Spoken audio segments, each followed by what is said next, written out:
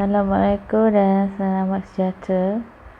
Hari ini kita akan masuk tajuk baru, iaitu bab 8, locus dalam dua dimensi. Dalam bab ini kita ada dua subtopik, iaitu 8.1 locus dan juga 8.2 locus dalam dua dimensi. Hari ini kita akan lihat 8.1 locus. Okey, dan tajuk ini kenapa kamu perlu belajar bab ini? Pertama, pengetahuan tentang locus membolehkan seseorang menganggar atau meramal suatu jarak pergerakan. Ia berdasarkan syarat-syarat yang tertentu. Okey, locus ni banyak berkaitan dengan pergerakan dan bentuk pergerakan. Okey, objektif kita hari ini, pelajar dapat mengenal pasti bentuk locus dalam situasi kehidupan sebenar. Kriteria kejayaan, itu apa yang kamu diharapkan dapat kamu lakukan hari ini, ialah kamu dapat menyatakan 3 bentuk locus berdasarkan situasi sebenar. Okey, maksud locus.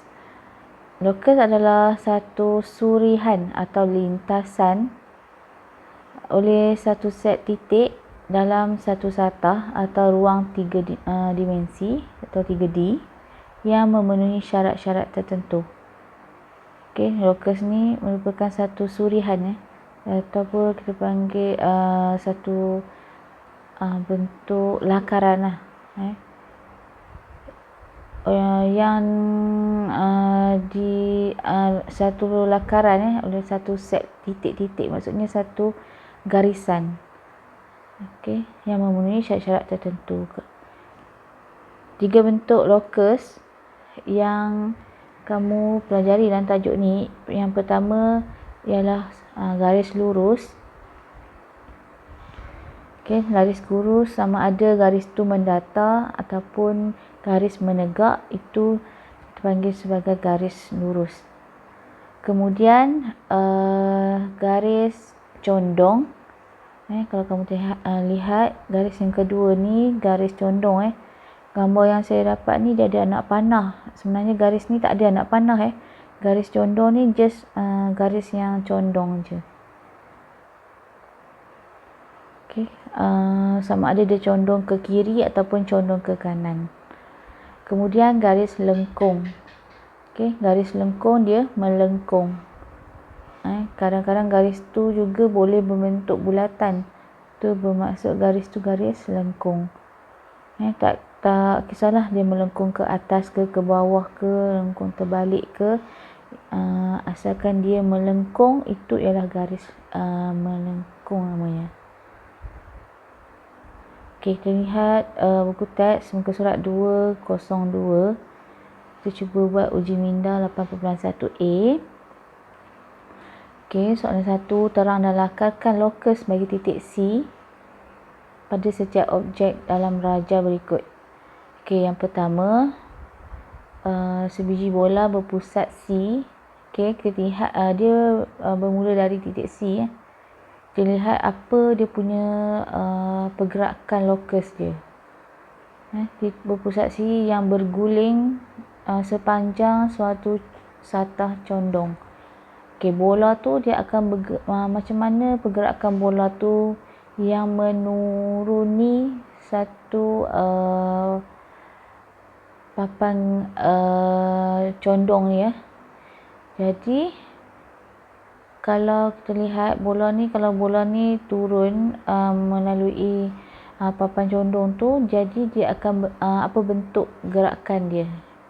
Bola dah tentu berputar kan, tapi daripada titik C turun ke bawah, dia akan bergerak secara condong. Jadi locus bagi pergerakan bola menuruni satu satah ni kita panggil satu locus yang condong. Okey. Jadi dia punya lakaran lokus dia ialah berbentuk condong. Okey, B. Titik C pada bandul yang berayun. Okey, satu bandul yang berayun dari kiri ke kanan daripada C. Dia akan berayun. Apakah pergerakan yang kita dapat kena pasti kat sini? Ialah bandul akan bergerak secara melengkung. Okey. Bandul dia akan ke kiri ke kanan kan. Dia akan bergerak secara melengkung. Jadi dia punya lokus dia berbentuk melengkung. Kemudian C, titik C pada permainan yoyo yang sedang bergerak. Okey, yoyo ni dia bergerak daripada atas ke bawah kan. Jadi kalau dia dari C, yoyo ni dia akan tarik ke atas balik kan. Jadi pergerakan dia merupakan pergerakan lokus garis lurus. Okey.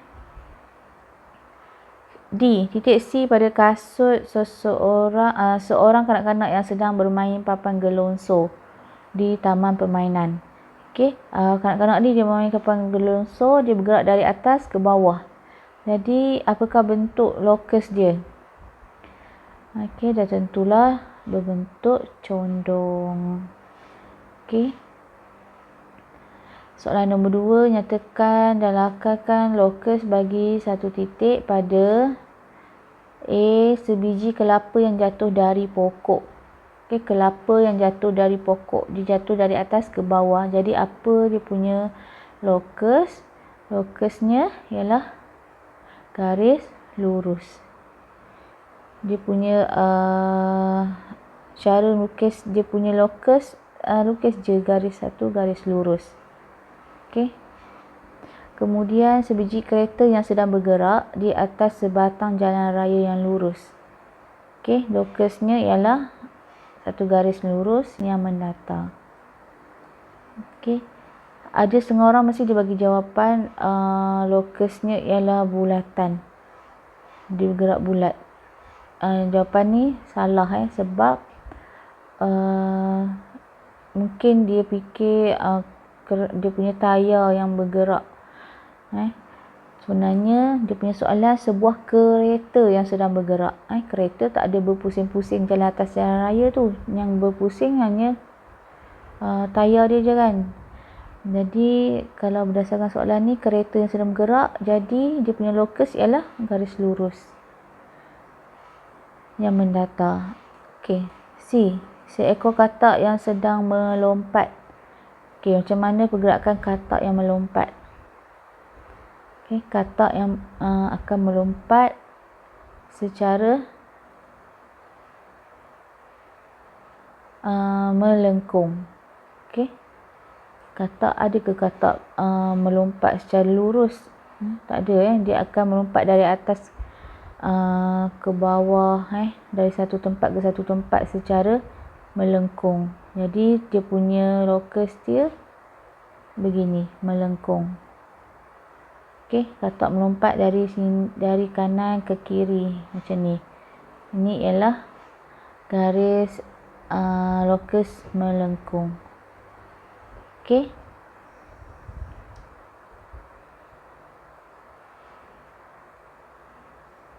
Nak kamu cuba jawab soalan dalam latihan buku aktiviti muka surat 105. Ini merupakan soalan TP1 dan juga TP2. Ada sedikit TP2 kat bahagian bawah. Okey, soalan TP1, soalan A, ada 5 soalan. Okey, kamu nyatakan lokus bagi titik P pada setiap objek bergerak yang berikut. Okey, P kalau kita lihat pada soalan 1 ni,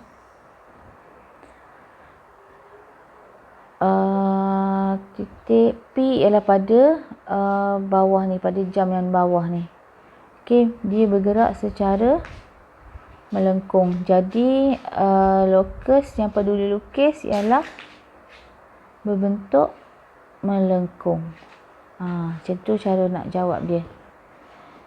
Kemudian soalan 2, dari titik P ni pergerakan kipas Jadi apa dia punya lokus dia? Lokus dia melengkung. Jadi lukiskan lokus melengkung. Kalau P ni dia melengkung tapi dia bentuk bulatan. Jadi itu dia punya lokus. Jadi saya nak kamu jawab soalan 3, 4 dan 5. Okey, untuk soalan B, lakarkan lokus 3 dimensi. Bagi setiap 2 dimensi yang dilorek berikut diputarkan 360 darjah mengelilingi tiang PQ. Okey, yang ini bayangkan kalau satu bentuk ni kalau diputarkan 360 darjah dia akan jadi bentuk apa? Okey, yang ni saya akan tunjukkan macam mana nak jawabnya. Okey, kalau segi 4 ni kalau diputarkan 360 darjah dia akan jadi bentuk ini. Silinder. Okey. Kalau soalan nombor 2 ni, bentuk ini kalau diputarkan dia akan jadi bentuk semi bulatan. Okey. Soalan nombor 3 ni dia akan jadi bentuk kon yang terbalik.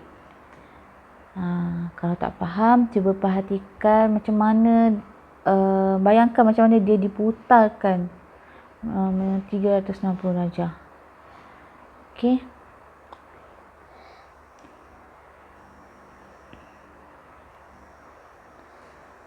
Okey, saya nak sama siapkan latihan dalam buku aktiviti muka surat 105.